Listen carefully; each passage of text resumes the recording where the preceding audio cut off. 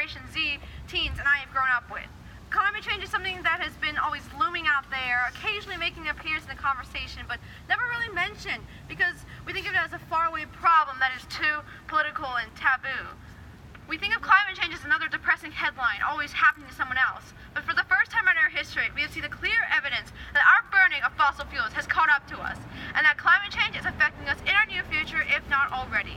Climate change is like a bomb threat that we want to ignore. The Juliana versus U.S. case has been ignored for 3 years, constantly delayed, just like the action on climate in this country. But the ignorance stops today. We cannot normalize this new kind of world.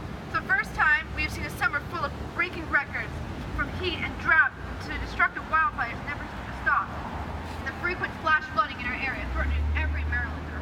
We have seen more catastrophic hurricanes like Harvey, Maria, Florence, and Michael, all of which have deeply affected my relatives. We have also seen, for the first time, 2 1,000-year floods in the span of 2 years here in our state.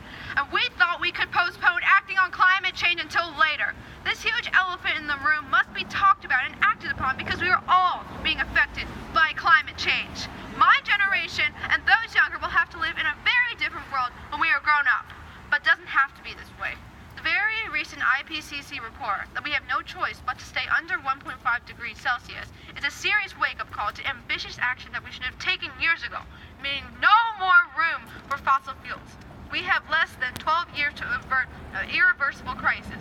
This does not mean we procrastinate for a few years and then take some action. This means we need to create an aggressive, science-based climate recovery plan to make up for the decades of inaction. We can no longer think now or never. It's now and now. The U.S. federal government has violated our constitutional rights to life, liberty, and property by knowingly allowing fossil fuel corporations to continue to be subsidized. 70% of global emissions have come from 11 companies, and the U.S. accounts for 1/4 of all global emissions.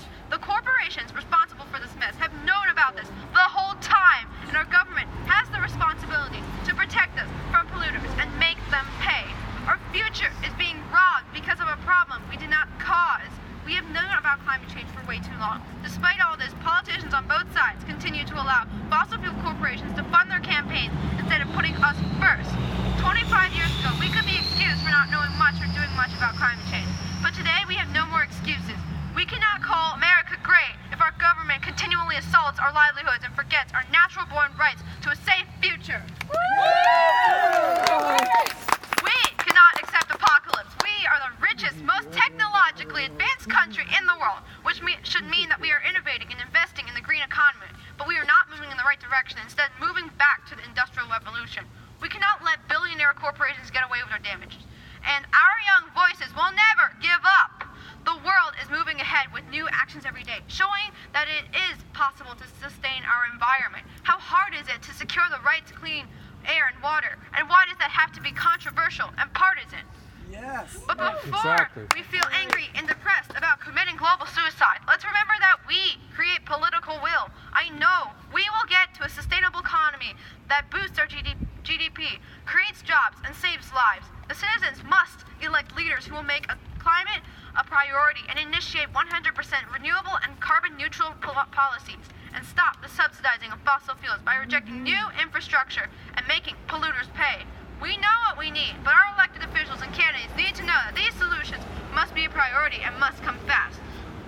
I might not know much about how the government works, but the government works for us. Adults, please vote with your children and their well-being in mind. But most importantly, it's the youth's vote that will matter the most, because 4 million youth have turned 18 between 2016 and this midterm election, and we are the most progressive, educated, and diverse. Imagine if all of us voted and the change we would create.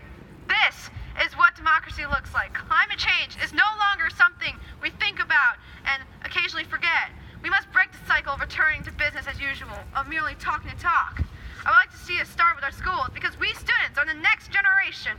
We need to learn not only to be good students, but to be unafraid to raise our voices. We are not only the future, but the now.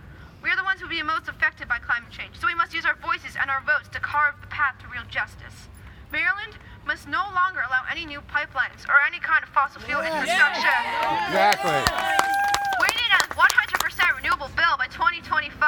Generation Z will no longer hide in the shadows. Young people need to learn how to fight for our climate rights, just as we learn how to read and write. We will show the superficial as some might think.